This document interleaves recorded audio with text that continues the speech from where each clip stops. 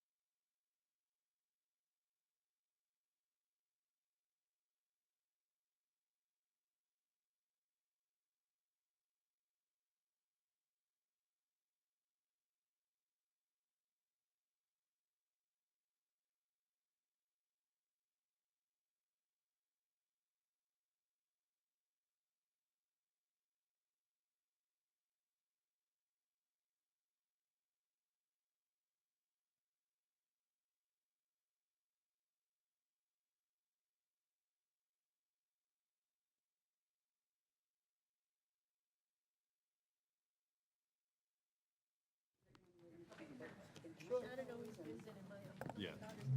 Yeah. I have one. Yeah. I'm on the town council. Okay. All right. Yep. Oh, all right, great, thank you. Yeah. Okay, thank you. Okay. Sounds good. Laura, good to see you. Of course, all of this has been given to me last night. I could have reviewed it for a minute, but that's a dead horse. Yeah. Yes. We have a full house. Yeah. Oh, God, there's like three. I could have walked. So does everybody have a copy of I that? really could have. That's a significant difference. Certainly is. And you can show the difference. Yeah. Yeah, people are contributing. I mean, Steve Levin, you know him, right?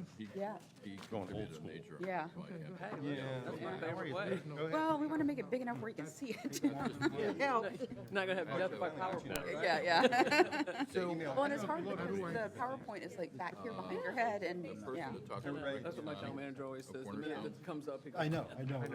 After I got your email, The media see that kind of ugly lady right there? we need to be set up this way because of You what don't you're mind, doing, is so. he Yeah, and this works. Yeah. or is he, or Greg? There's no reason. just Yeah. because you can, Yeah. you have to. So we're getting ready to put in some new AV in this room, like more permanent Kind of stuff. on the It just, fence. it I takes a love while to Greg. get all the stuff I know him very well. Yeah. My captain Yeah, we're and still a Greg little used old to school in work here. out together. No. I kind of like a lot of the old ways. Well, that's what I City tell rep everybody. for Ms. Zimmer. You can't get anything done in less than 2 years. It's just, it's so long. That's okay. Yeah. Okay, they're ready. They're ready whenever. Yep. Once I make up my mind, I'm Okay, done. we're going to call this meeting to order. You've been great, I appreciate it, I'm- Marty. I owe you, I know I owe you. No, no, Gentlemen, it's the right thing, you know. we're calling this meeting to order. Speaking to the mic. Adjourn. Good morning. Welcome to the January 22nd meeting of Citizens Committee on Airport Noise. Thank those of you who are attending.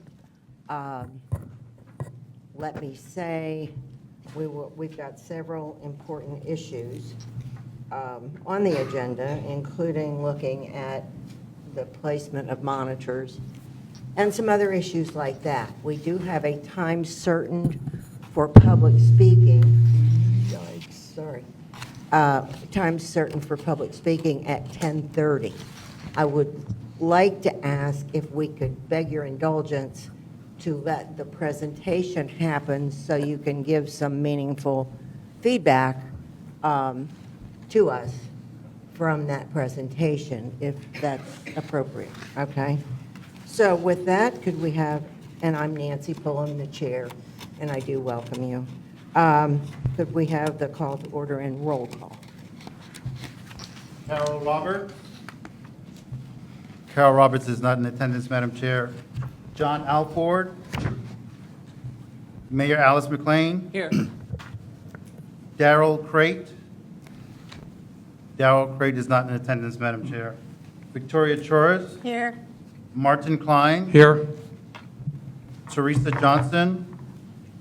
Dr. Johnson is also not in attendance, Madam Chair. Henry Polsky? Here. Louis Crampton? Here. Aaron Warmers? Here. Nancy Pullum? Here. Thank you. You have a quorum, Madam Chair. Thank you.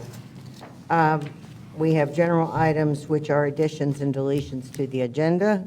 May I make a suggestion, please, Madam Chair, for the agenda? And that is, unfortunately, I have a 12 o'clock appointment and was wondering I would like to request that the item relating to proposed monitoring facility locations be moved up on the agenda under the discussion on noise. Could we move that up Okay. as opposed, perhaps before the litigation update? Okay. Thank you. He's moving. Do we have a second? Second. Any comments on this? All in favor, all opposed? So done. Thank you. Any other comments about the agenda? I just have a couple of housekeeping matters. Sure. Just want to remind everybody to please speak into the microphones since this is being recorded. We also have staff stationed in the back of the room to help with comment cards. So if anybody would like to make public comment or fill out a card, we have staff in the back of the room that can assist you with that. We have also reserved media seating in the room, and we ask that you please identify yourselves and sit within the designated area. And restroom access, if you need to use the restroom, we also have staff in the back of the room who are there to escort you to the facility. So please feel free to reach out with them if you need assistance. Thank you. Okay. And as you saw, there are stanchions in the hallway. I'm just going to say, totally honestly, we've had some problems with people wandering into private offices, which is not appropriate. And so we're asking that this meeting be self-contained. It does not give you free range throughout the building. If you signed in to come to CCAN, you're attending CCAN. If you're here for something else, that needs to be, and it's for security reasons. So we appreciate your indulgence with that. Okay. Okay, move approval of the agenda as amended. Second? All in favor? All Aye. opposed? Okay, then we will have our first item. Move approval of the minutes also. Move approval. Thank you. Hopefully, because we were provided the minutes in advance, everybody's had a chance to review those. And could I entertain a motion? Motion to approve. Second. All in favor? Aye. All opposed? Okay, the minutes are approved. So we have an approval of the agenda, we have an approval of the minutes. We're going to delay public comment, and the first up would be the discussion on noise monitoring locations. All right, good morning, everyone. Gary Sipek, Senior Deputy Director of Airports. Thank you, Madam Chair, for having us present to you again this morning. At the last meeting in December, you had all asked for a review of the land use around Palm Beach International Airport, the current location of where our noise monitors were before we did the switch over to a new noise monitoring vendor, as well as looking at where the flight tracks are now as of the October 20th change to our patterns, our procedures here at Palm Beach International Airport. As I mentioned earlier, we're going old school today, so everyone can see on here instead of doing it through PowerPoint. Each of you have a package of these same slides in front of you as well. There's 6 different slides that I'll go through this morning. I do want to caveat my discussion with you. For those of you that don't know, the official standard operating procedures that were changed by the FAA went into effect this morning.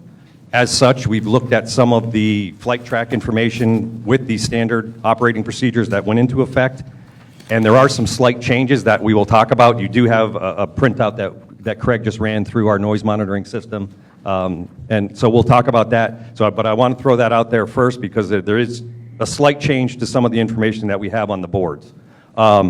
Basically, the first board that I have here is our existing land use around Palm Beach International Airport, along with the noise monitoring locations that we previously had. There's 2 out to the west, 2 to the northwest, 2 to the south, and then 4 off to the east. 1 on Palm Beach Island, 1 at Petty Park, and then 2 others between Belvedere and Southern, 2 down south of Southern. So those are our historical locations that we've had, and those were up and running for many, many years after going through the process of citing those. Some things have changed, and I think if there's any questions, technical questions regarding noise and that, we can pull Bob Menser with HMMH, our noise consultant, is here sitting at the table as well. But this just gives you an idea of that noise, or the land use around Palm Beach, as well as our monitoring locations.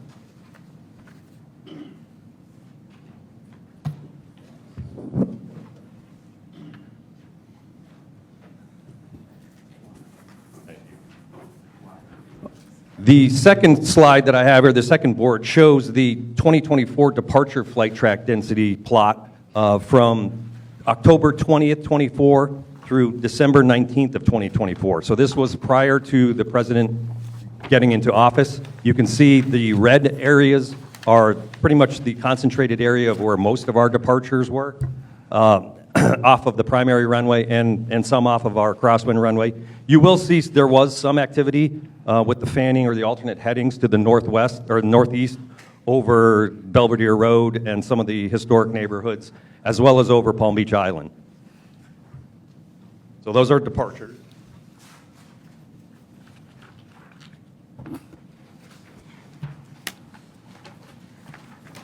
This is our 2024 arrival flight track density plot. You'll see straight in, straight out, or straight into the runway on on both runways, both the primary runway and the crosswind runway.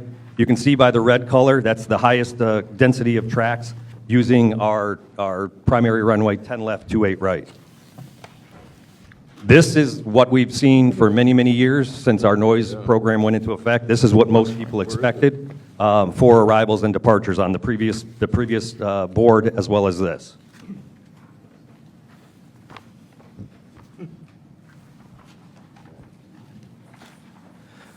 This is our 2025 departure flight track. This is similar to some of the information that I provided to you at the last meeting. This was from October 21st, 2025 through December 19th, 2025. This is the area that showed all of that flight concentration, the departures off of 10 left that flew to the northeast over the historic neighborhoods and some of the new areas that never experienced it or very rarely experienced it on Palm Beach Island.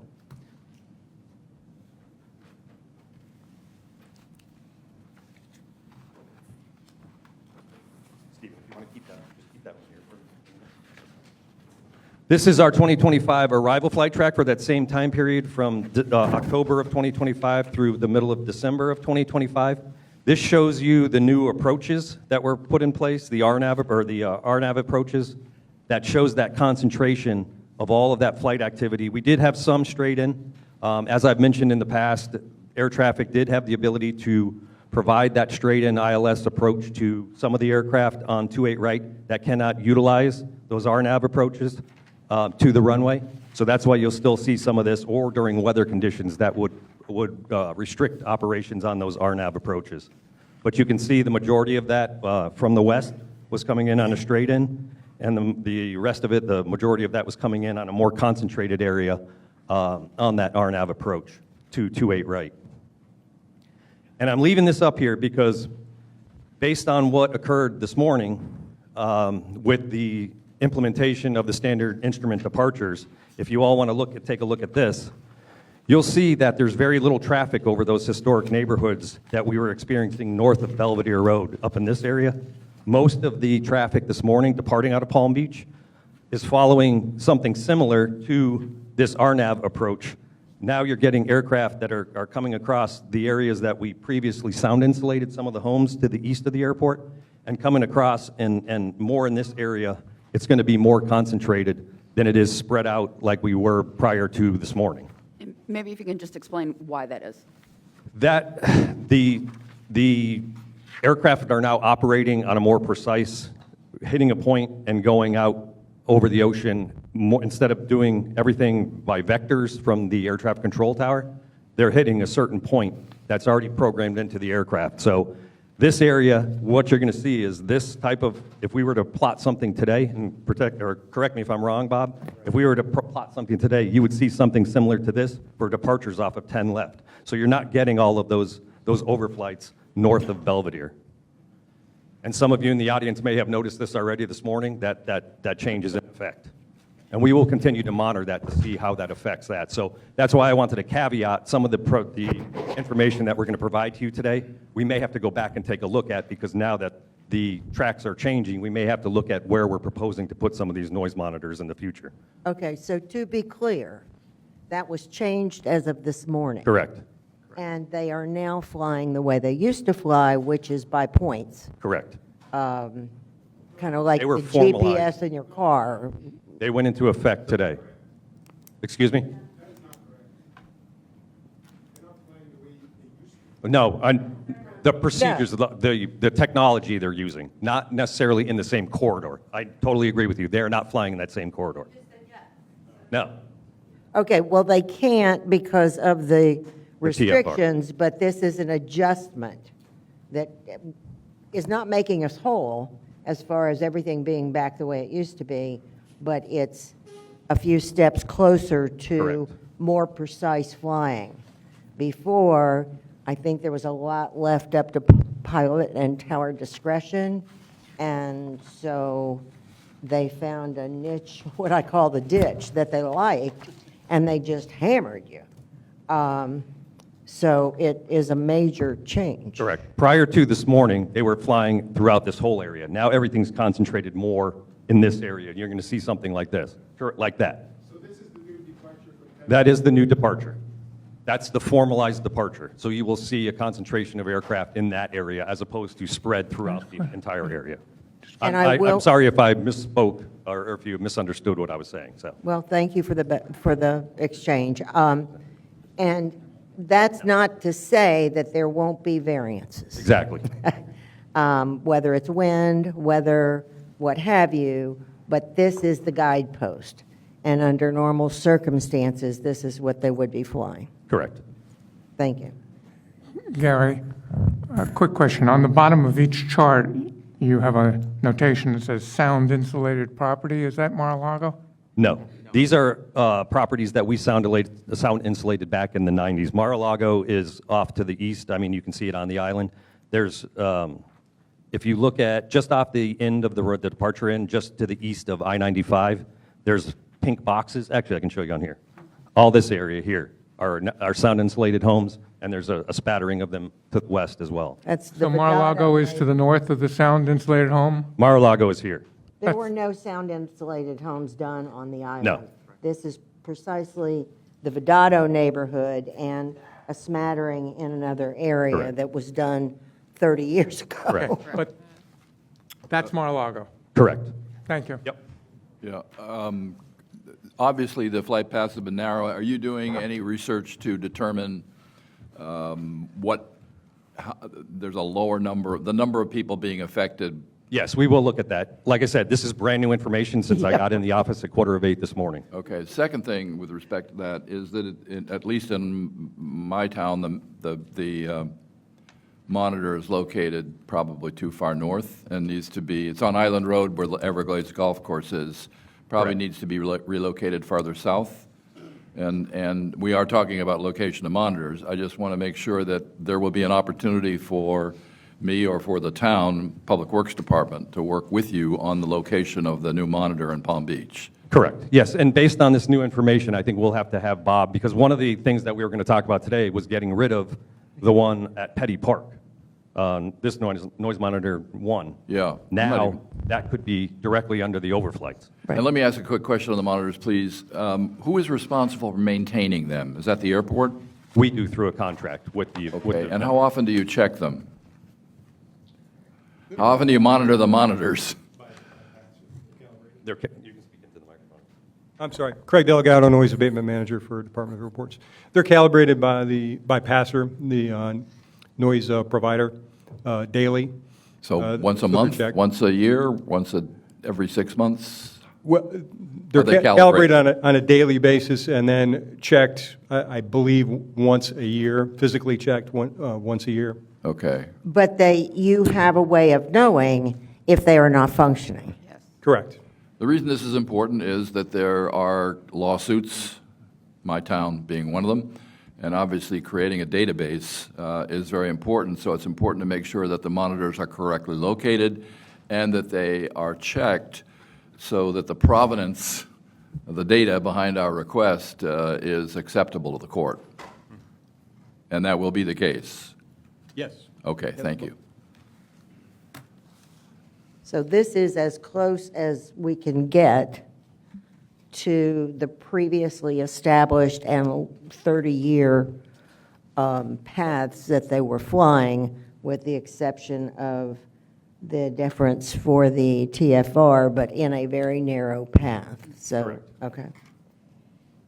But we will continue our discussions with trying to meet with the FAA to try and get some answers, as well as to get it back to what it was previously when he was not in residence. Right. So we are not stopping that fight. And hopefully the tower is in sync with this, and that will be the protocol that they're using in their direction to pilots. Correct. And as you mentioned, there will be those instances where there will be the alternative headings given. You can see it even on this map this morning, that there were a few flights that did not follow that standard procedure. Right. Okay. Thank you. That's good news, I think. And then the last graphic that I had, which, like I said, maybe we may need to go back to the drawing board based on this new information this morning, was just the land use with where we talked about keeping noise monitors, one out to the west, one on the approach to runway 14, one on the approach to runway 32, or the departure end of 14, noise monitor 4, which is just south of Belvedere, the one on Palm Beach Island, noise monitor 5, and then a couple of different locations where we thought we needed an additional noise monitor to the east of the airport based on the previous radar track prior to today's developments. And how many will we have in total when they're all installed? We had plans to install all 10 back, so we have 7 on site right now that we could deploy today in the existing locations.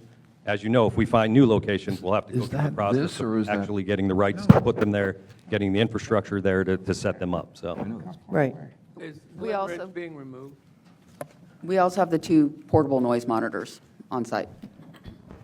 Glen Ridge, based on our consultant's analysis, they recommended that they be removed. We do not, if you're very strong about keeping it there, that's up to you all. This was our consultant's recommendation on removal of that one. Well, I see there's moved to Summit. I'm a little confused as to why it's removed from Glen Ridge, which is a little closer, and moved south to Summit, below Summit. Bob, Is you that wanna- because of the crosswind runway? Yes. And, Which is never used. There today. oh, it's been used recently, trust me. Site 7 is existing today, so it's just, that site remains there. Site 24 in Glen Ridge would not be installed at this time, Okay. but could be part of the installation of the remaining 3 monitors, depending on what's decided. Well, can we get to the issue of the noise monitors, their location, placing them, and, yeah, I know, but it's my understanding we don't have any that are functioning now. We don't. That's correct. We're waiting for decisions by this group So on where they go. this discussion is lovely, but we need the monitors. They're here. We need to, And I'm looking at Laura, and she's saying yes. They're on And- site. Yes, but they need to be installed. Okay, so do you have I mean, this chart, I think, is existing locations. So I would suggest that we first look at the existing locations that we believe should remain because of no change to the flight paths, and then go to the next, I think, more complicated discussion. So at least if we could vote on installing some in the current locations, then we can start moving on that, and then you can debate a little bit longer about the other locations where you think those should be. So, I'm sorry, Laura, Let's go what's, through 'em. what is the process? I heard Gary say that this group will decide where the monitors go, and we obviously want to consult with our town officials and constituents. I'm just trying to get it, what's the outline for the process, the timing and so forth, how this is going to work? How long will it take to actually install the monitors in the existing locations? Well, once we can get Passer's team, because they come from different parts of the country, I think they could probably have all 7 installed within 3 days. that's phenomenal. So Well, I it's mean, it's when a you- fairly quick turnaround. When would we get back to you with the recommendations from our constituents? We And do by it next today. meeting, or We don't what? So it was our hope Well, today the ones to, that are not determined. it was our hope today to, at a minimum, get approval for the locations that are, the existing locations that you'd like to have them installed for today. And then we can continue to have discussions about the specific locations for those that you may want to move, including getting property rights to be able to install those monitors. We also have 2 portable noise monitors on site that we could deploy on a temporary basis if you gave us direction of where you'd like us to put them, so that at least you'd be getting some data in the interim period between meetings. Okay. Well, and I think the bigger issue is it's not our personal preference, but it's based on data and facts about what areas are being impacted so that we make a good recommendation. It's not like a pick me, if there's not enough justification to do so, to make And we that do have recommendation. recommendations for you Mr. today. Chairman, may Could I- we hear your may I- recommendations, May I Laura? speak, please? Certainly. Being a flight dispatch and working Newark Airport for many years, I think, first of all, we have to base the monitors on the energy path, the center line extension of the airport, or the turning point of the airport. I mean, I sat on these committees for years, and to emphasize the neighborhood monitors, they tell us what is loud, but the runway monitors tell us why it's loud.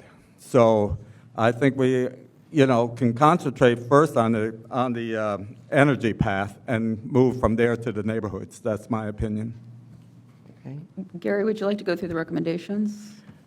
Sure. If you look at the last page of the packet that you have, it's labeled number 6 with the existing land use. These were the recommendations based on the flight paths prior to the developments of today, with the changes that were made today. So you'll see that there is 5 monitoring locations that were recommended by HMMH to remain in place. And they were, basically, 3 of them were on the approaches to the runways, noise monitor 10 on the approach to runway 14, noise monitor terminal 11 on the approach to, which is off to the west, on the approach to 10 left. Noise monitor terminal 7, which was on the approach to runway 32. Noise monitor terminal number 4, which is just south of Belvedere Road.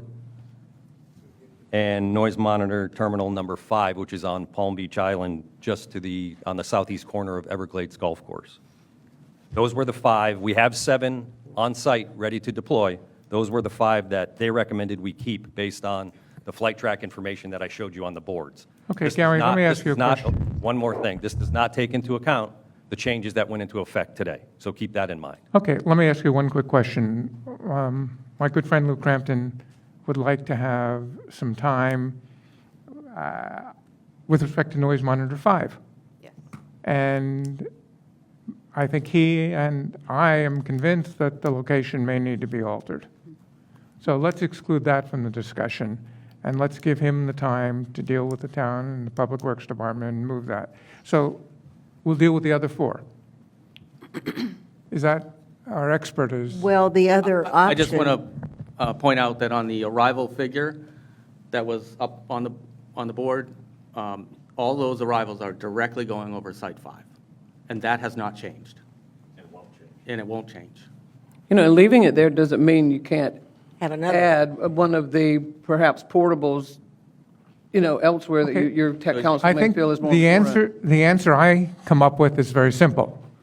You could be right, and the location may be as it's listed on this map, but I think in deference to my friend to the right, we need to give him some time to figure that out. We could add one. Okay, the other option is this. Look at what the information shows. We always had 2 monitors in Palm Beach. One was far south. I agree. And then the property owner refused access, would not allow the monitor to be there any longer. So it may be that there's an additional one coming to Palm Beach. It may not be an either/or. And so rather than say we don't want it there, let's look at the recommendations based on the data for where another one needs to go. That would be my take on it. I'll make a motion that we install the existing 5 and then have further discussion about the remaining 2 and the 2 portables. Fine with this one. I will second your second that. motion. With you. We've got everybody talking at We once got a here. motion and a second, Well, hold on. and then discussion. You seconded? You made the motion. Lou? Discussion? Could I hear the motion again? To install the existing 5 that are being recommended, and then have further discussion on the remaining 2, plus the 2 portables. Okay, And I'll for that to, it definitely include at least one of those to be in Palm Beach. I'll second it. I seconded it already, Mark. Okay, good. He seconded. Okay, and Let's move forward. based on hard data, it does not preclude looking at some additional monitors if it's determined that there is a critical need. So this is not this is our bucket, you use this many and you're done, if we find that there are changing circumstances. Okay, Laura and the staff are fine with this. This is a recommendation. Absolutely. After your vote, if you decide to move forward, we'll come back with the specific time frame from Passer of how long it'll take to install them. Good, we need to make progress. Thank you for that motion. I think it's the best path forward at this point. Thank you. Yeah. Gary Okay. also pointed out that we have 3 additional monitors that are coming, so we will have an additional 5 that you will have to decide where you would like to locate those. And by that time, we'll have more than a day's notice on the changes and some feedback in the interim to say, these are also hotspots that need a monitor. Right. Okay. So Can I all, Could I just ask for, I'm having trouble hearing. This mic echoes, and at least to my ears, I'm not hearing all these wonderful deliberations that are going on. Are we basically saying we're going to keep the current 5? Yes. And the current 5 are active now? Yes, no? they'll be No, active so they will be shortly. activated when? So we need to talk to Passer to find out when they can come on site to install them, but because they're existing locations, it can be done in a 3-day period once they're on site. Okay, and there are how many more to be further located in other places? There are 5 additional. Five? There are 5 additional. We have two of those on site, and we also have 2 portable monitors. Okay. So you'll have a total of 7 that you could decide where you'd like to have deployed. All right. with the expectation that there may be more. And that will give us a longer time, or an amount of time, to look at the data as it starts coming in to make future recommendations. I think you've made a good point. And I will say, and I hope this is possible, it's one thing to have noise. It's another to have it be repetitive, like every 5 minutes. So we've got to also factor that in, which is An occasional plane going over your house is not going to stop the circus. But when there are 15 of them within an hour or more, that impact has to be measured not only with noise, but the preponderance of noise and the duration of the noise. So that's something we need to look at with our consultant as well. Can we vote? Yeah. Okay. Anybody else have any comments before we vote or questions? All right. We've had a motion and a second. All in favor? Aye. All opposed? Thank you very much. Thank you, Laura. Thank you. That looks like a glimmer on the horizon for now. And our lived experience will bear out if that'll that's be- true or it's a thunderstorm. It's a step forward. It is a step forward, and we will, I'm sure the airport will proceed with all due haste with our one down here. consultants to They're not address doing, they're this. not doing us any good sitting in a box. No, they're not. No, they're not. Gosh, talk about a perfect storm.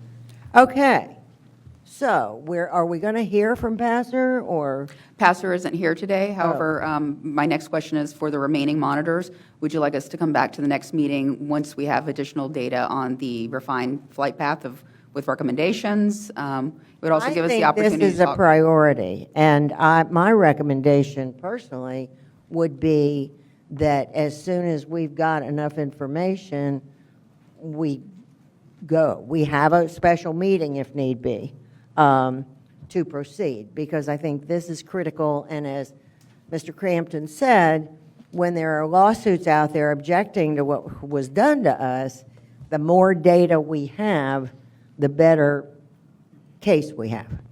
So it's going to help us, help the airport, measure impact on neighborhoods. And the other thing I want to encourage is people are just numb. And they have not been calling the noise line or going online and registering complaints, which is also part of the case we need to build.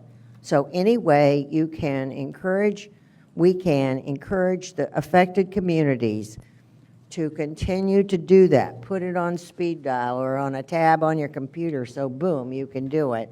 That's an important data point. If the public just gets used to it and used to griping about it, but not taking any action, it doesn't make our case any stronger. So it's very important that we encourage community feedback on an ongoing basis, not just because we've had this flurry and several hundred people, showing up with their hair on fire. But if this is an ongoing problem, let us know. Because I know what's happening in my house, but I don't know what's happening in everybody else's house or neighborhood. So some of us have been through a pretty robust lived experience, I can tell you, me for one. So I know what's happening to me, but I, as a responsible member of this advisory board, needs to know what's happening to everybody else. And that's how we'll know and make better decisions. So if we can get the effort of the community to encourage people to communicate through the noise line, through calling, through going online and making a complaint, that will provide us with a lot of information and assistance to make our case. Madam Chair, if I can, people are using our noise hotline, emails through the new system. Good. From the time period November 1st, 2025 through December 31st, 2025, we had 515 complaints that have been logged, so, Great. which far exceeds, as you all know, what Yeah. we normally get in Yes. less than a dozen a month, I think. Yes. So, Good. So let's keep it up and encourage more make Create a it. record. Yeah. Great. Thank you. Okay. Well, I think we have a path forward. I Does just any- want to understand, are you going to wait now till March 12th for the additional 5 monitors, or are we going to get recommendations beforehand? we developed that proposed meeting schedule prior to what happened this Yeah. morning, so we can talk about that when we get to that. Okay. Yeah. I don't want to wait till March 12th. I'm also going to suggest if we could get direction to meet with the town of Palm Beach to deploy a temporary noise monitor in the interim, so that we can start getting data on the area that they may like to have us deploy the permanent monitor. I would agree with that. Can we have? Do we need a motion on that? recommendation? Please. Yeah. Motion to, for the airport to meet with the town of Palm Beach to determine an immediate location of a temporary monitor. Second. It's been moved and seconded that we move forward with the town of Palm Beach to look at a temporary monitor. All in favor? Aye. All opposed? Thank you, my Motion colleagues. is approved. Thank you. Okay. So here we are. Now, as far as the recommendations from our consultant, is there any way to gather data with not only the intensity, but the frequency? Can the twain meet anywhere? Because I really think that's significant. I mean, you hear, as I said, you hear one really bad noise event, and you haven't heard another one for 3 months. That's one thing. That's one scenario. Hearing one every 5 minutes is another, and I feel like as we begin to work through this new plan, I don't want the tower to change their mind again. So how do we know in this path how many and how loud with these new monitors? So the pass-through system it provides a lot of data, including a number Terrific. of operations. So one of the topics that we need to continue with this board is finalizing the public-facing dashboard so that we are reporting the data in relatively real time regarding the number of operations impacts. So what I'm going to suggest is maybe at the next meeting, we bring the dashboard back for you to take a look at. And you Okay. can tell us whether there are additional data points that you'd like to include. Okay, and how many operations, and over the course of a time frame, not for the month, but maybe for the week or on a typical day or an average day, so that we get a higher level of specificity? Because a little pain hurts, a lot of pain is really kind of into the red zone. Yes, sir. If it helps, these figures represent a 60-day period out of 2024 and 2025, Uh-huh. and is approximately 13,700 operations. So the flight track density represents the highest concentration of those tracks. So the highest frequency of those operations over the 60-day period are the darker red areas. Okay, And the bluer areas were lighter frequencies. okay, thank you. And then the other question is, if the tower, if they can change this kind of on the turn of a dime here, do we have any certainty they're going to leave it alone for a little while? Or that 2 weeks from now they change it again? So these were published procedures that they published, it was a couple of months ago, I believe.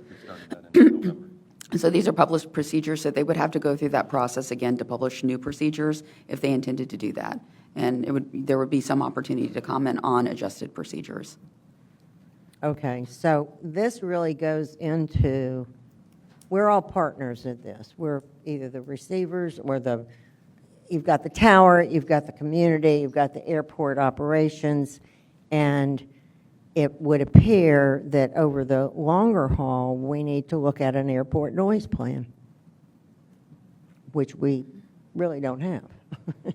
And we haven't had our 150 study dropped off years ago because there haven't been any major changes, but it would be helpful to have a plan for the public to look at, see, kick the tires going forward, I think. So that probably is the next thing we need to take a look at some point.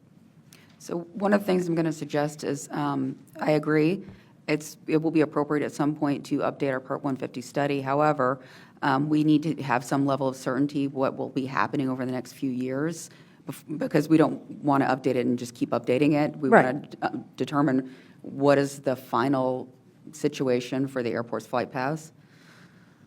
Well, right now, what we have is final until it's changed.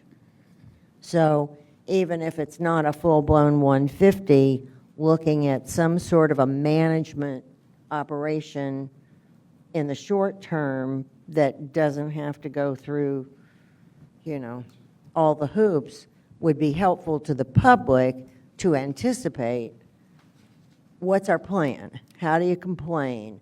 What role does the tower play, which obviously is very significant. And that's what becomes elusive, I think, to the general public is they hear what they hear, they see what they see, they don't know how it's being handled.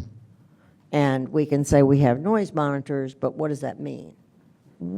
Are we going to make adjustments? Or is the tower willing to look at other options? When we started this venture, it was the consideration of greater use of the crosswind, which has not happened. It was also suggested that maybe planes flying at a higher altitude off the end of the runway would dissipate the noise somewhat.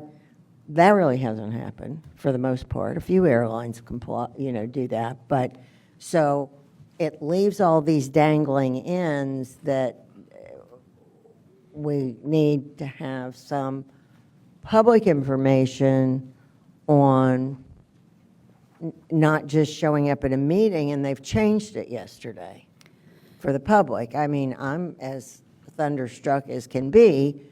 I can imagine everybody else who's not in this meeting, who doesn't know about these changes, it's like, okay, what does this mean? What's the duration? What's the plan moving forward? How are we going to communicate with the tower? Because the tower's kind of, I've been disappointed, let me just say that. So ultimately, these decisions aren't being made by the local tower. It's being made by further up the food chain in the FAA. Part of the litigation is attempting to have those conversations with the Federal Aviation Administration at the proper levels regarding potential changes that could be made to help alleviate some of the pressure on individual neighborhoods. So we're still trying to move forward to have those conversations, but at this point, we have not been successful in scheduling a meeting with them. But we're hopeful that sometime in the near future that we may be able to engage with them directly regarding the situation and see if there are any other alternative solutions that we could talk about. Can I ask, is there an update from Lois Frankel's office? I know we received the information from her meeting with the Secret Service. Has that gone anywhere or? So the latest discussions are that you know what we know as far as the meeting with the Secret Service, that they're still attempting to arrange a direct meeting with the Department of Airports and the Federal Aviation Administration regarding the exact issues that we're talking today. Okay. But Laura, as of this date, there is not a meeting scheduled. Can I just ask you a question? I'm very interested in hearing from Ann, and I think this is almost the appropriate time, but I don't do confusion well like Nikki Haley. So we've agreed to do 5 monitors now. You need some additional time for the balance of the monitors. How much time do you need, roughly? I would at least give us 30 days so that we can assess that this is Okay. in place and let this. All right, so that would go to scheduling the next meeting. Correct, and that can be a special meeting, like you said, like the proposal that you see in front of you. Okay, and then we're also going to wait, Gary, and you and Laura and Lou Crampton and the town of Palm Beach are going to get together on Correct. the location of a second monitor and/or a portable monitor. Yes. That's the bottom line. That's how we've resolved this. Correct. No. Okay, and I look forward to hearing from Ann. Are there any other comments, questions, concerns? I have a quick comment. We skipped past the dashboard section fairly Yep. quickly. Could we just have a discussion as to how that's going to come about? And also, if it's appropriate, to maybe have a subcommittee that I'm happy to be involved in to help before we come back to this group so that we can. We certainly can bring Passer back to talk about the options on what a dashboard could look like. It's my understanding it's very customizable. So a subcommittee might be appropriate to work with Craig and Passer to come up with some recommendations for this board. Ultimately, it's your decision on what you want that public-facing dashboard to look like. But you do need to have a basic understanding of what's available. And I think that might be a good path to go on, to have a smaller committee take a look at that, and then come back with a recommendation to this board so that you have some level of confidence that they've gone through every possibility. I would also be happy to work with a subcommittee on something on that order. I would like to, Do we need a motion on that? I would like to see Aaron chair it. He's our tech guy, and he's smart. And anyone else who wants to volunteer to serve, that's great. I think it'll be a combination of the tools and knowledge that members bring to it, as well as the community perspective in using it, so that we make sure we have a dashboard that is user-friendly, because I'm not a real techie, I manage, but we've got an array of people who are hopefully going to be using it. And at the same time, task this group possibly with suggestions for how it's going to be marketed to the public. I'll make a motion. Motion that the CCAN forms a subcommittee chaired by Aaron Warmus, which includes Henry and any other members that are interested in participating, that they'll coordinate with Laura and the airport and Passer and come up with suggestions and a plan for our dashboard. All right. Second? I'll second the motion. All in favor? Aye. Aye. All opposed? Thank you very much. And if you're interested in volunteering for this, please contact Aaron and Gary There you go. so that moving we get something that, I say that because I went through a different experience yesterday trying to find some information on something on a state website, and it was like, who do they think is using this? Because it sends you here and it sends you there, and you still don't get the information, and then you go to somewhere else. So we don't want that, that's for sure. Okay, Okay, moving forward. all right. So now we have, any other comments on this? I think we're doing pretty well here. So let's talk about litigation. Sure, I can give you an update. I can give you an update on the status of the litigation. Louder. Talk a little bit into I don't know, is the mic on? Is that better? Yes. Yes. Okay. So on December 12th, the county filed its petition to challenge the FAA's flight path restrictions over Mar-a-Lago in the U.S. Court of Appeals in D.C. On the same day, the city of West Palm Beach and the town of Palm Beach also filed their petition against the FAA. The court has consolidated all of the cases, and they're going to be heard together. The next step now is on the FAA to file their index, and which is an administrative record, and the administrative record is the documents in which the FAA relied upon in order to have the flight path restrictions. Now, they did file a motion to extend the deadline, which would be due on January 29th for a 60-day extension. The county, city, and town is opposing the 60-day extension and would be willing to grant a 30-day extension. It's up to the court to make that determination. The county, the city, and the town is going to file its motion of opposition either today or tomorrow. And then the FAA will then have, after the administrative record is filed, then the county is going to have 40 days to file its opening briefs. And then once the opening briefs are made, then the FAA would have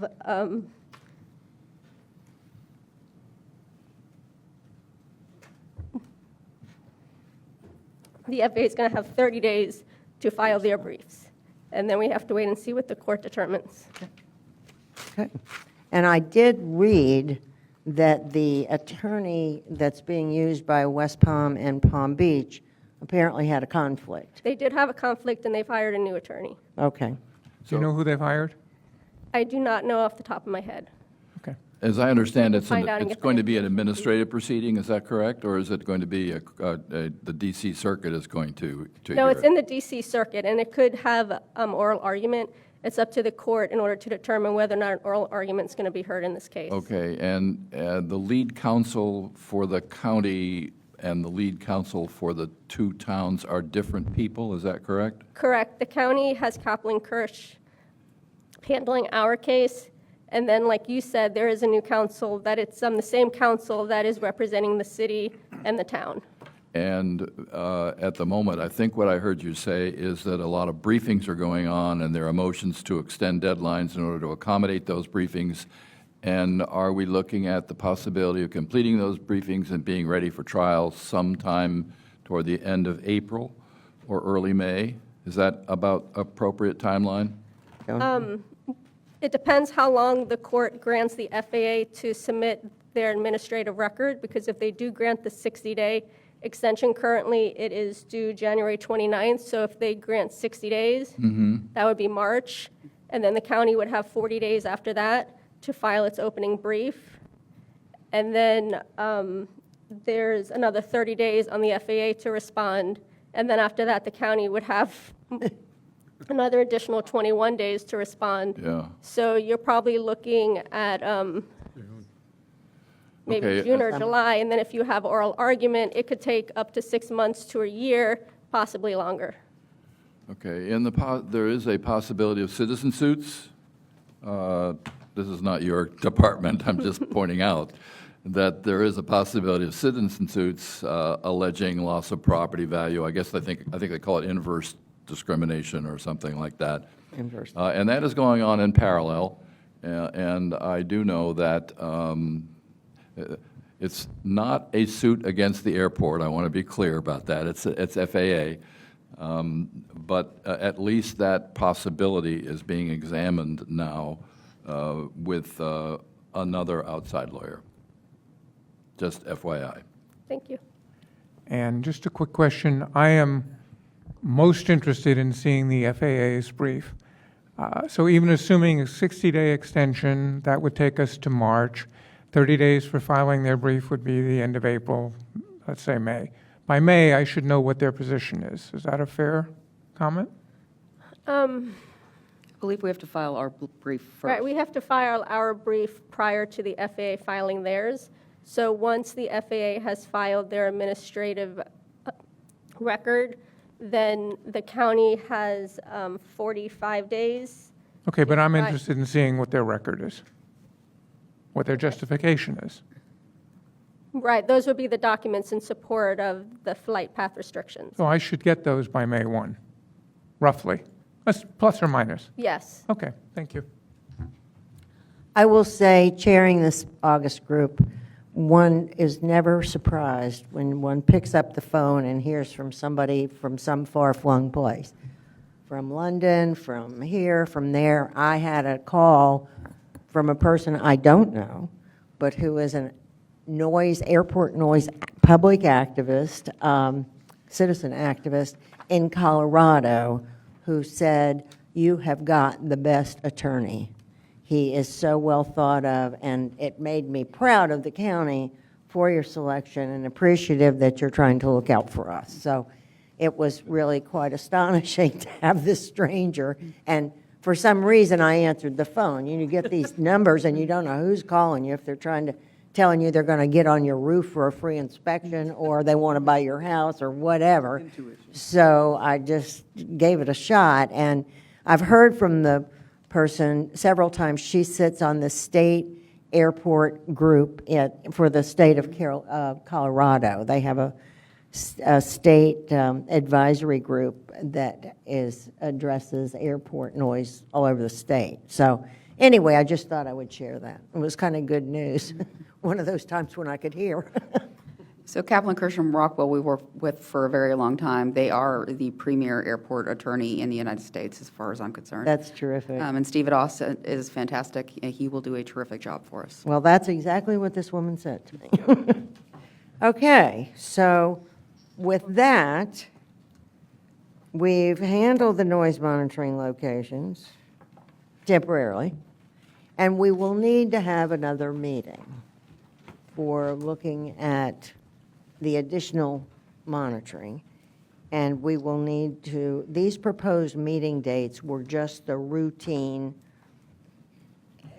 under normal circumstances, we meet quarterly. These are not normal circumstances. So I can tell you that it may take more frequent meetings to get us through this swamp, and I hope that the members are up for it. The other thing I have concern about is how able we are to flex our time so that we make sure we get public input. So if you all want to discuss or have any thoughts on this, but 9:30 in the morning is not always easy for people who are employed or occupied otherwise, and so I'm not suggesting maybe all of the meetings need to be later on in the afternoon or early evening, but is there any appetite for giving consideration to the public access to these meetings and the frequency?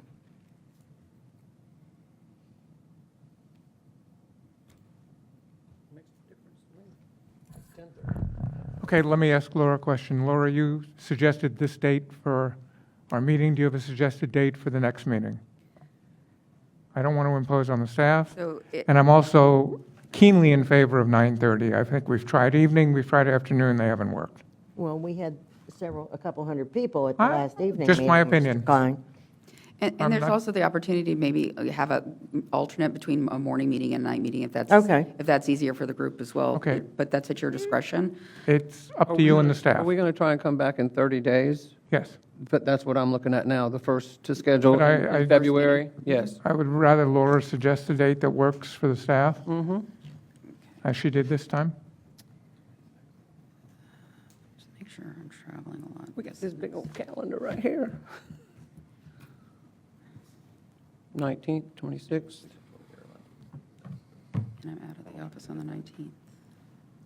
And 5:30 is also a possibility. It doesn't have to be in the dark. It can be late in the afternoon, and people can adjust their schedules, and it's kind of a compromise. So we would be available in the afternoon or the evening of the 26th. The week before, I will be at a meeting with JetBlue in New York. with me. So February unfortunately, I won't be 26th? able to. We could do February the 26th in the afternoon or the evening This at is your on the monitors, discretion. right? Yes. Yep. Yes, that's fine with me. Fine with me. Fine with me. And what time would you like to do it? We are available after 1 o'clock. Yes. Nancy? What are the thoughts? I mean, I'm fine with any I'm time. available anytime. I do know 3, that I'm out 4. of town that day, but that's, that's fine. So what time would you like to do it? I'll be on an airplane. What's the Suggest date, time. February 26th we're talking about? Yes. Yes. February 26th at 3:30 in the afternoon, 4 o'clock? What's We'll try. a good compromise for the staff and for the public? 6? No, I've got to, unfortunately, I can't do it. I can't do it that night, evening. I could do it in the afternoon, anytime. 1:30? Okay, if we say 2 hours, what about 4 o'clock? How about 3 o'clock? How about 3 o'clock? How about 3 o'clock? I move that we have the meeting on February 26th at 3 o'clock in the afternoon. Okay, second.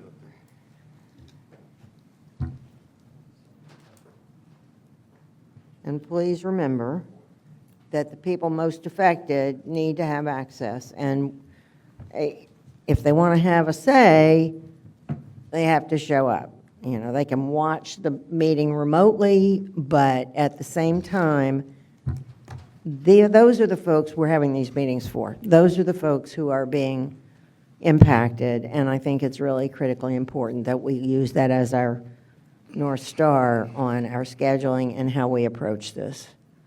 It's very difficult for people who are in the throes of 3 o'clock is school pickup time, it's, whatever. So going forward, I'd like for everybody to look at it from that view, not what's convenient to us. And, Public comment, so maybe they can comment. 10:30, public comment. 10:30. well, that's a good point. If anybody has anything to say in public comment to this end or any other topics, we will certainly hear that.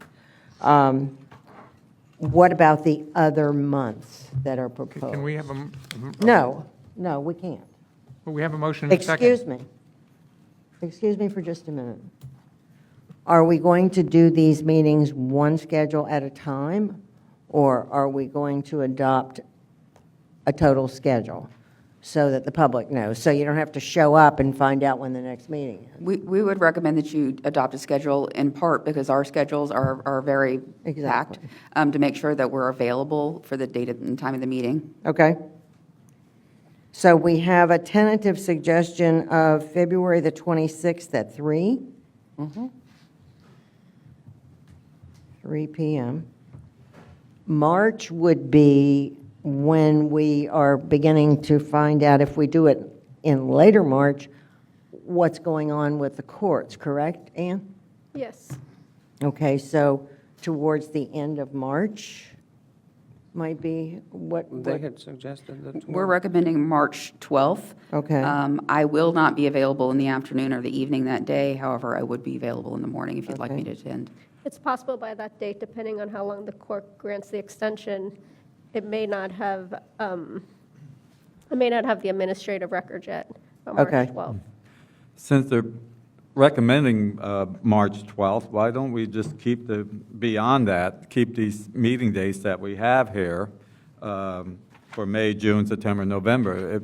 And then as we go along, if we have to make a change or have a special meeting, let's talk about it at that point. Well, I'm trying to time the meetings with the events. So if March 12th is probably early in the whole litigation. End of March would probably work. When? I think the end of March. End of March? What does that look like for you? 26th, maybe? We would need to do that in the afternoon if you'd like me to attend, but I believe Gary would be available. Okay. But if the court grants a 60-day extension, then that puts it, I believe, on March, either the 27th or the 30th. Okay. So means the that we wouldn't suggestion have- was March the, Well, if it's not going to make a difference, why don't we leave it at the March 12th date where Laura has Morning. identified?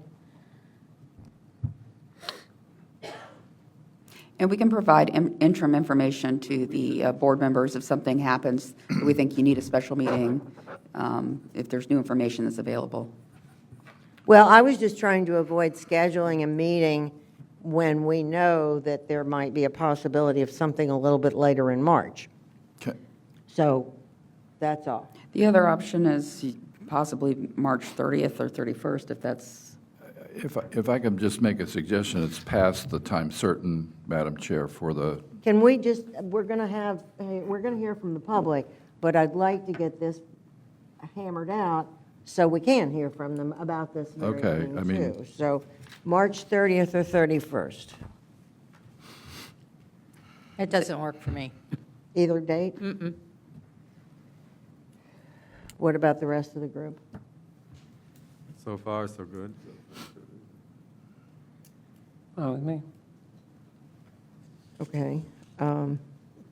Is there any, I'm trying to make sure we get the most information to the public we can, timely, and also, another possibility is we may have more information by the next meeting, and then we could set the full schedule for the remainder of the year at the next meeting. If, At the February meeting?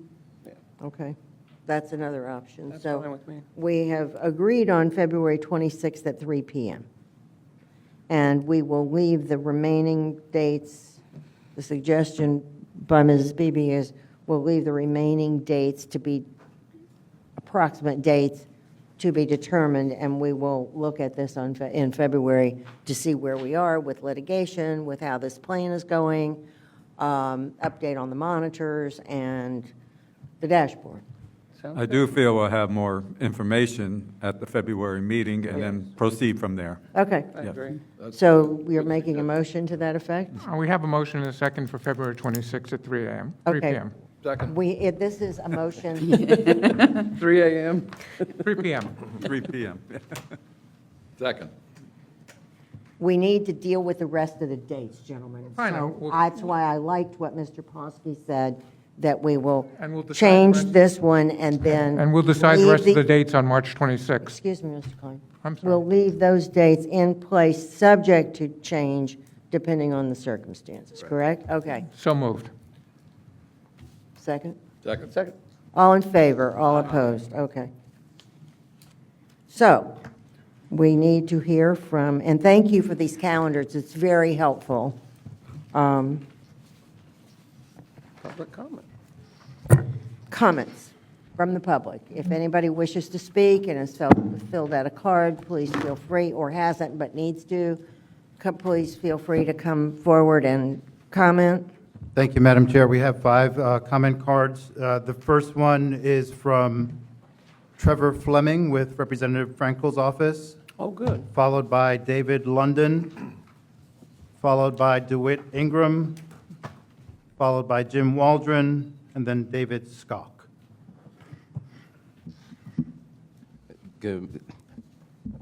Good morning, everybody. Morning. Good morning, CCAN committee and constituents here in the audience. I appreciate the opportunity to just quickly speak. My name is Trevor Fleming. I work here in the district office for Congresswoman Lois Frankel, and I just wanted to share a brief update. I know you guys briefly touched on it earlier in this meeting. The Congresswoman has met with the Secret Service and spoke to our FAA liaison and provided an alternative suggestion that has been discussed, and so far she has requested follow-up meetings. So she hopes to, in the upcoming weeks, to have an additional meeting, and once we get back that information, we're more than happy to share it with everyone here to keep you guys updated. But that's all I have for you right now. So I appreciate the opportunity to speak. Great. Thank you. And for the members of the public, there is a newsletter that's floating around that comes through County Commissioner Greg Weiss's office, if you want to sign up for that, and hopefully Mr. Fleming will be able to come back in February to update us on the actions being taken and events going on with the FAA. Thank you for Congressman Frankel. David London, I live off of Belvedere and just east of Haverhill. All of you came here probably by car. As an analogy, basically what I want to talk about is noise suppression technology. It's not, having the monitors in and all that other stuff is almost secondary to some technology that may exist. Now, as an analogy, the big law firm, Morgan & Morgan, they're saying that there are 6,000 automobile accidents a day. Now, in 2008, when Tesla got their funding, the competitive funding, there were bailouts. When we landed on Mars in 2004, there were 2 spacecraft that landed there. They didn't crash. They bounced. They bounced 37 times. Some automobile and aerospace companies wanted to adapt that technology. One company called XP Vehicles. I followed all of this information at the time, made copies of things. Well, they didn't get funding. They claimed that they didn't pay off enough people. Tesla got funding. And I downloaded everything. I have all of that stuff. And a Supreme Court justice who wasn't a Supreme Court justice at the time finally decided that they couldn't do it because the person who made the decision was no longer there. So I'm making it as an example. Now, whether or not that technology would prevent 100% of all the crashes, But this was so remarkable in every way, whether it's in the safety sense or in the energy sense, which I'm not going to go into. I remember most of it. I have the files buried away. I mean, saying that as an analogy, given all the other things that I research and come across and people I've met, I'm sure the technology exists so that the airplanes flying over can be retrofitted to varying degrees to suppress the noise. So, Well, we sure hope so. What? We surely hope so. Well, so what I'm suggesting, why can't you get somehow or another, seek some funding, or through the museums, somehow or another, or you get some students, apart from existing technology that NASA may have, or the DoD may have some students work on it.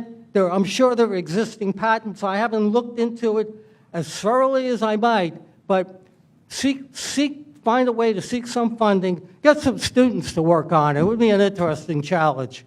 Thank you. Thank you. Next. Next is DeWitt Ingram, followed by Jim Waldron, followed by David Skoke. Good morning, Madam Chair, Committee. Good morning. Department of Airports, and the audience. As a quick point, I would like to speak in favor, as a citizen on the east end of the airport, I would like to speak in favor of evening meetings for CCAN. We've talked a lot about noise monitors, and I've heard preferences from some of you all, but the people that are getting impacted, that have to suffer this noise, they showed up when you gave them a chance to speak after they had their jobs and work. I think it's very smart that you project into the future so staff can deconflict and not overcommit to something that you all on the fly are picking for dates. That's my comment on that. As the committee knows that, and I've spoken with the Department of Airports, not only do I live east of the airport, I've lived in Palm Beach, city of West Palm Beach, under the flight path for 35 years. I worked at the airport, I trained air traffic controllers, I wrote the very first navigation procedure that you discussed this morning, and I'm very glad to see that the FAA has been, you've moved to the elephant, and by this action and the concerns, they've started to do some of the things we did back in the 1990s. In the 1990s, as a snapshot, Chairman Pullum spoke to, we need a plan.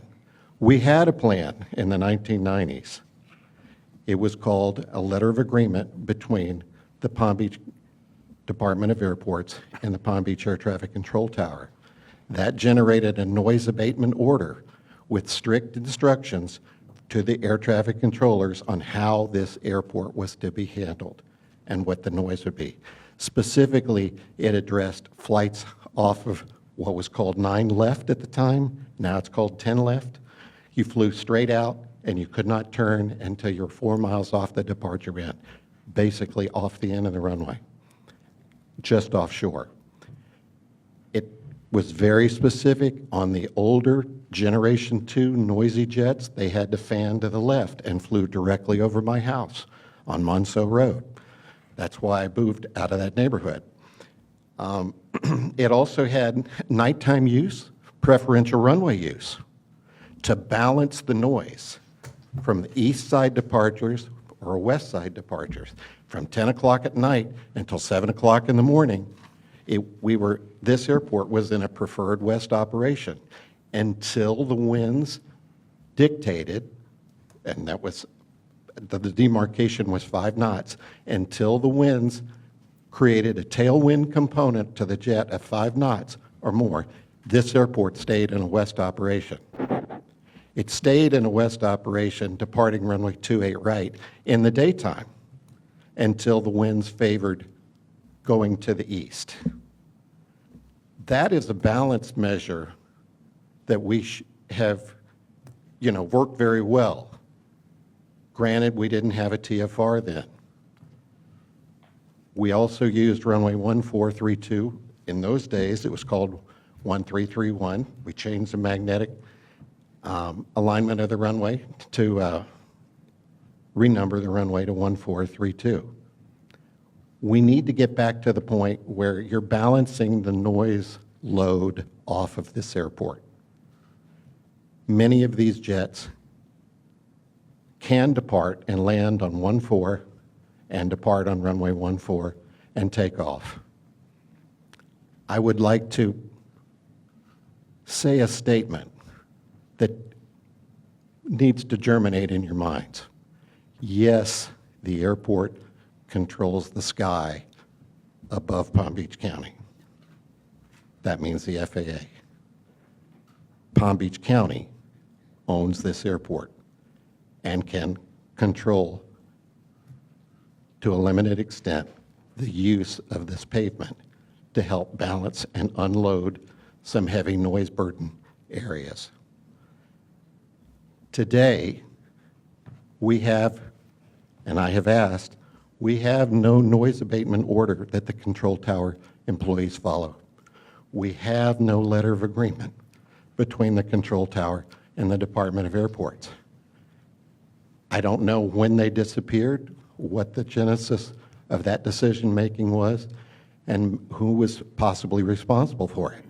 But I think we need to go backwards and find some regimented procedures that you used before effectively and that came directly out of the 150 study guidelines for compliance to do all the airport buyouts, to move those houses, to do all the work you did. Granted, there's nothing that any of us can do about the TFR, but there are other solutions to lessen its impact. The 150 study has no provisions whatsoever for doing what we're doing right now. Well, we can't use this runway, so we're going to turn to the left. We can't go straight out like we used to before because it went through Mar-a-Lago. So let's just turn everybody to the left and punish those neighbors that aren't even covered in the noise abatement. This morning, it's very interesting, we just heard that the FAA implemented new standard instrument departure procedures. I sent several emails to Craig, asked Craig to pull the flight tracks on some individual flights between 7:40 and 8 o'clock so you guys could look and see what these new flight tracks are. At 7:58 this morning, a Delta jet took off, came to the vicinity of Parker Avenue, and turned and went straight northbound between Dixie Highway and Olive Avenue, straight over downtown. Right after that, a UPS cargo jet did the exact same thing. Obviously, the new standard instrument departures are not working. I took pictures of the Delta jet's flight path going straight northbound and the UPS jet going straight northbound. I sent all of that information to Craig. I would like for you all to see those jets and where they went. I even got enough of a close-up to the UPS jet that you could see the coloring to prove that it was a UPS Airbus 310 heavy jet. There's a lot of things that can be done here. You guys need to understand that you own the airport and you can dictate its use. Thank you very much. Thank you. Next up is Jim Waldron, followed by David Skoke. Morning, everybody. How you doing? Hope you can hear me well. I'm James Waldron. I'm president of North Shore Neighborhood Association. I also work with a lot of other neighborhood associations. We're like a coalition. Probably almost 2,000 homes, something like that. So I got some great support from some great citizens out here, and what this gentleman said was actually really informative. So I have one statement, one question. First question is, we know our current president in his first term alluded to not wanting jets to fly over Mar-a-Lago. I was just wondering, you know, this was almost, 4, almost 5 years ago, what the airport, what this committee if they had anything spinning, I guess, on the table as far as, well, let's see if this goes through, we'll have this set up, we'll already have these data sets ready, we'll have this, already ready to go. So in case this actually comes to term, we'll already be ready to go. So I was just wondering if that ever came up in the past. Again, it did not. Okay. I'm born and raised here, family's born and raised here. I was in the military for over 20 years, so I was in and out. I wasn't able to live here, but now I do live here, and I'm trying to get active in the community. And then the statement is, thank you so much for trying to vary the times to make sure people can come to the meetings in the afternoon. One recommendation I might add is that you make this a virtual meeting, so that way people that cannot make it, either in the morning or the afternoon, and they might have questions or statements, they're able to include that. And that way you're getting more input from people from homes or from offices or from flights or things like that. And I think you'll get a lot more impact that way. But, you guys are the experts. Thank you. Thank you, sir. These are televised and recorded through the county television station and the county YouTube channel, so there is opportunity for people to see. What you make a good point about is any feedback we need to channel. If they can't be here, at least an email or something with their thoughts and reactions to make sure we've got two-way communication. So thank you. David Skoke is our last speaker. David Skoke.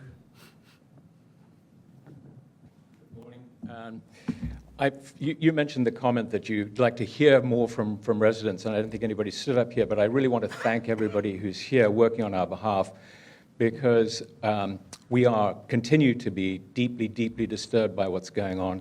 And one of the things that I've mentioned to you is that on the 20th, which was a couple of days ago, 3:24 a.m., a flight flew over our house just a few hundred feet above us and just woke up the entire neighborhood, and all of our neighbors were talking about the fact they couldn't get back to sleep again that morning. So this is not just in the time frames that people think about them. So I'm here to really thank you for your work.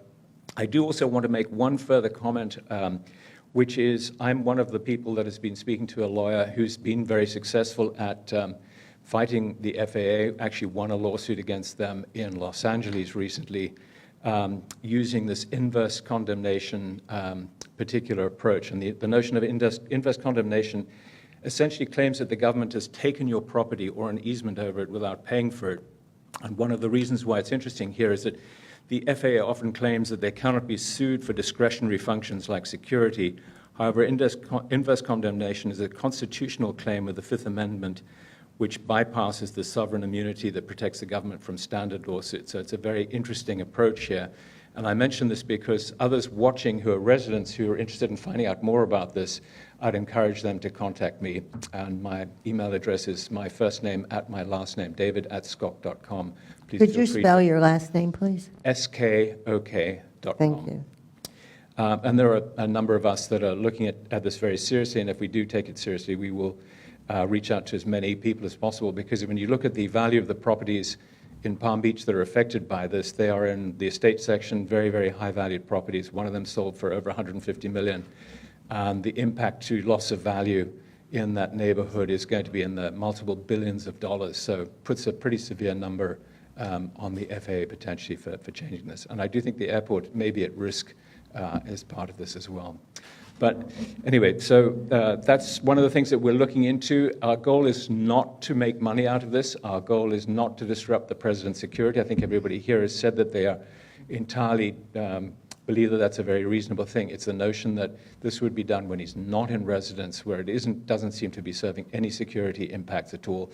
And this is for a person who back in 1993 ran out of money to run his property as a private residence and signed a document saying that he would not live there. Nobody would live there for more than 7 days at a time or 21 days a year, and he's clearly gone beyond that and cannot be a bona fide employee of that club, because bona fide requires that he be on premise to be a bona fide employee, and of course as President of the United States that's an impossibility. So it does feel somewhat unreasonable that so many thousands of people here are being put out because of something that really shouldn't be happening in the first place. He shouldn't be living in that in the club.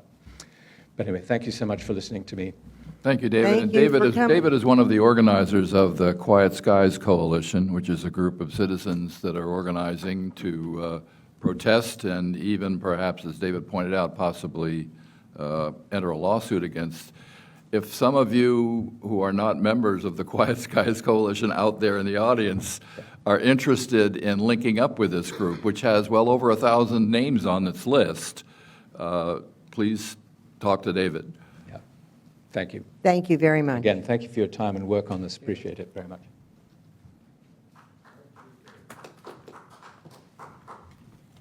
Do we have anyone else? No more cards, Madam Chair. Okay. So, Chair, I would like to respond to one of the comments made earlier that the airport can control what's going on in the sky. So the existing Part 150 study remains in place. We're not allowed to make any changes to that program without going through the required process under the regulation. We have had conversations with the FAA regarding that. So the existing procedures remain in place. However, what's changed is the implementation of the TFR, which, as you all know, is not something that's within our discretion. So I just want to clarify for the public that we cannot unilaterally change the flight paths. Thank you.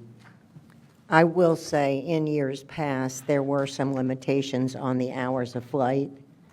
And it is unnerving when you have flights going over you at 2:30 in the morning, 3:30 in the morning, and they're back at 6:30 and 7:30. So there are environmental operating fees for operations beyond a certain hour. They were grandfathered in prior to the adoption of ANCA, the Airport Noise and Capacity Act, so those do remain in place. However, for some airlines, it's the cost of doing business that they pay those fees. Could I ask a question to follow up of you and this gentleman here who has some experience? The loudest noise seems to be when the plane is accelerating on takeoff. Is that correct? That is correct. And is it possible to time that or ask the pilot to time that earlier? Or, I mean, are there ways to manipulate that so that there would be less acceleration over the settled areas? We were responsible at Newark Airport as an airline to follow those rules with the FAA. Unfortunately, not all the airlines abide by that, but that is where your loudest noise is. And, I don't know if it's possible, and thank you. Yeah. I don't know if that's, I mean, the areas are narrower, but I mean, is there a way, obviously you would have to consult with the FAA on this because they do regulate this, but is there a way to advise pilots to curb their acceleration over highly settled areas and do it over less settled areas? Is that I mean, that is the biggest complaint, and I have been in church services, I've been in other places. Some planes have passed over relatively quietly and not been bothersome, and I'm talking about the major airliners. But others, it sounds like a bunch of stones hitting a roof because they are accelerating on Low and takeoff. slow. Is there a way to control that or to advise pilots how to do that so that it makes less of an impact on people living underneath them? We will look into that, into your comment, but I believe as part of the new procedures that went into effect today, there is higher climb gradients in there so that aircraft. What's that called? Climb what? Climb gradient. Climb. That they'll get Yeah, up I mean, I'm just- higher, Yeah. quicker, so they'll be at a higher altitude when they come over. That makes some a of hell those of a lot of areas. sense. Yeah. To get that altitude up there earlier as opposed to later over the settled areas. So, in other words, you're not only narrowing the confluence of the flights, but you're also advising, or whatever it is, requesting or directing, whatever the word is, the pilot to climb Correct. sooner rather than later and accelerate during takeoff sooner rather than later. Is that correct? Which would be over your property as opposed to over our Correct, property. and we will monitor that. We'll look into that. We have the ability to look at the altitudes that the aircraft are at to see what they were previous to this morning. Right. And compare them and get that information to you. And those monitors that we install will also help, will provide a secondary, well, yeah, that'll be the monitor for whether or not they're doing it. The monitors that we're installing will Correct. check It'll on be that. correlated with the information that Craig has in the radar. So these data. are fairly significant, I just say, these are fairly significant changes in what we have been used to. In other words, we're looking at a narrower confluence of flights, and we're looking at going vertical sooner, which may result in backing off a little bit on the noise in some areas. Not in all. In fact, narrowing the confluence, for those who live into the new narrowed confluence area, it's worse because there are more flights there. So it's a give and take kind of thing. But it is a change, and we all understand that the ball game has been changed a little bit. Well, and the premise was in the past that that's where the flights were going for the most part, except for not over Mar-a-Lago, and that people purchased homes should have been aware of it, and people purchased homes in other areas specifically not to be in that flight path. So while some of us are feeling hopeful, others, of course, have been very happy not to be impacted. But this will go back to a more nearly comparable to the old flight paths that have been in place, barring the temporary flight restrictions circle. There are airports, such as in Orange County, John Wayne, that require that kind of action by pilots. I've been told, although someone said that wasn't true to me, the airlines prefer not to do it because it uses more fuel, because it's a more steep climb. My concern right now is the tens of thousands of homes and people on the ground who are being impacted ranks first. I have watched myself with my own eyes and ears. There are a couple of airlines who seem to be more quiet with same equipment. The Airbuses are noisy and are able to have a less impact coming directly overhead, which has been my lived experience for the last couple of months,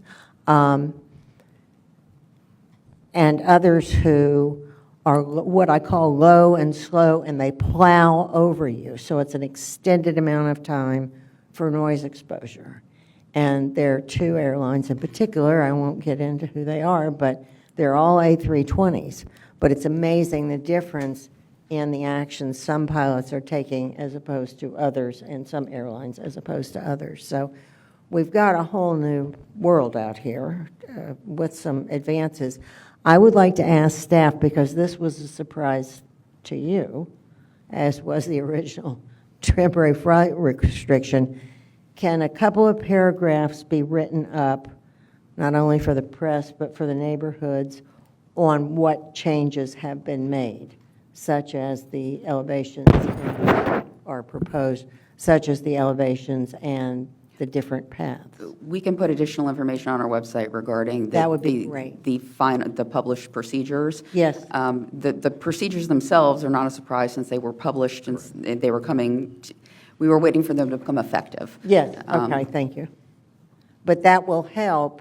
The more information the public has and the better informed they can be, the more helpful they can be in giving us feedback, and the more helpful we can be in making sure they're properly informed, and that the press is as well. So thank you for that.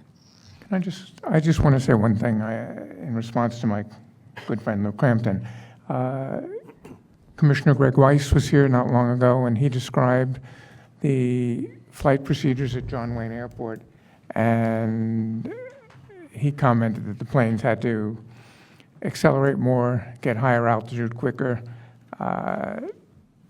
I commented to him privately that I just didn't know whether I thought that was a safety issue, whether I would want to be on that kind of a plane or not. I left it at that. And I just want to thank Laura and Gary, because I think they are superb. And I echo Laura's comment. My sense is that Laura and Gary, you're in the middle. You don't particularly care for the noise. You're limited by what the Secret Service mandates and what the FAA dictates, and I think you're doing the best you can, so I'm grateful. Thank you. Okay. Well, it's nice to have a meeting where there's a positive note. I will say that. It is hopeful for those who've been affected, and will have some relief. And it's hopeful that we're moving forward with the noise monitors. And I want to thank staff also for always being available, always producing things on a dime, it seems. And any suggestions from the public, please let us know how we can keep you better informed, and please join us in partnership on encouraging your neighborhoods to use the website the airport has that can be very informative. And if you're curious about flight paths, you might want to get on FlightAware and kind of watch. Sometimes the new version of FlightAware, the beta version, does have their speed. Now, I don't know if it's accurate or not, but you can see a measured difference in speed and altitude coming off the end of the runway, either eastbound or westbound, that if you're in hearing distance, you can sense the difference as well. So with our new monitors, we're going to have all that neat stuff. But any way that we can partner with the community, we're happy to do so, and we welcome any and all comments, suggestions, feedback. That can be done through airport staff, and I can assure you we'll get it.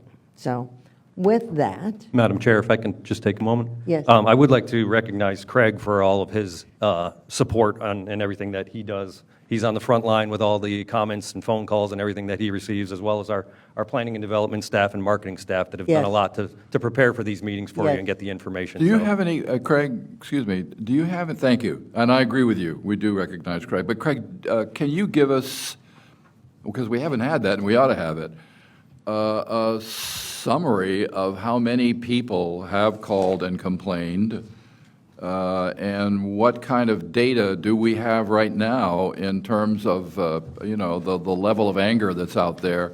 That would be useful for all of us to know, and certainly the media would want to know that as well. How many complaints have we have, and what other criteria do you have to report to us? Right. Yeah, just to reiterate what Gary mentioned earlier, since November 1st through December 31st, we did have 515 total complaints. Okay. And as he said, that is highly unusual. There's years where we have maybe 50. So, yeah, right, 50. So in a 2-month period. 10 we've times, had over- basically 10 times the normal number of complaints. Correct, correct. And as Madam Chair had mentioned, I always encourage people that do call in or send emails. I said, keep providing your complaints. It is a database that we can share with the FAA or whomever would like that data ultimately to see if we can, facilitate some sort of change with the with departure paths. And those come through your hotline, that come from your web and other kinds of things? A mix of live phone calls, emails, and also the hotline. Do you break those down between Palm Beach and West Palm, or is it just, is that? Yeah, and this is something that we'll be able to do through the use of the dashboards that hopefully we can get put Oh, yeah, online so great. people can get a quick snapshot of what's. So that's what's on the going menu for future reporting? Or you have Yep. it already? Yeah. It's available. It's a matter of getting the dashboard activated. Okay. Once that's activated, people can go to the website and actually see runway utilization, complaint data, Okay. and so forth. So Well, they should hopefully do we'll that. roll You all out should soon. do that because it's important that we build a case, and that case has to be based on data. And this is part of the data that our lawyers will be submitting at the DC Circuit whenever that hearing occurs. and I can assure you, the FAA will be quick to point out if we don't have any complaints, that it's bogus. So let's not let them take that opportunity. And the other thing is that people may not be aware of is if there's a particularly egregious incident, if you have the approximate time and you communicate with Craig, you can get a map that looks like these spaghetti maps, but make sure to give him your address, because then you can see from the radar where that plane really was, and was it over you, or you just felt like it was. There have been times when I've been in that place, too.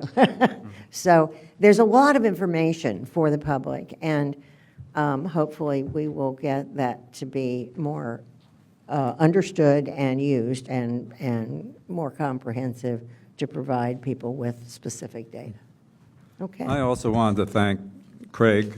The information that I've received since I've been on this committee has simplified it and kept on top of it, and I just want to say a special thank you to you. Thank you.